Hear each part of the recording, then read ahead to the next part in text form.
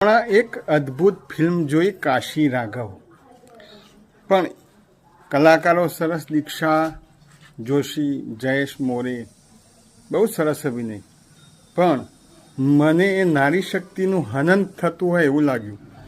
જે વ્યક્તિ પોતાની પત્નીને કોઠામાં વેચી આવે, એને વેશ્યા બનાવે, એ સ્ત્રી પોતાના પતિને સ્વીકારે કેવી રીતે?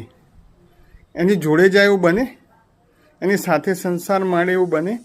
ન બને. પણ આ પિક્ચરમાં એવું બતાવ્યું છે જે ખરેખર હકીકતમાં વાસ્તવિક રીતે શક્ય નથી. ઇન્ટરવેલમાં જ એનો અંત આવી જવો જોઈએ કે રાઘવને જ્યારે કાશી મળે છે ત્યારે જ એને જીવતો સળગાવી દેવો જોઈએ. એના બદલે એ એના સાથે સંસાર માણે છે અને એ બંને રહે છે ત્યારે એના બાપ જ એને સળગાવી નાખે છે. એ થોડું અજુગતું લાગે છે. બાકી કલકત્તાનું સીનો અને આ બધાનો અભિનય, કલકત્તાનું વાતાવરણ, કોઠાનું બધું અદ્ભુત છે. પણ આ એક થોડીક સ્ત્રી દાક્ષિણ્યનો વિરોધી હોય એવું લાગે છે.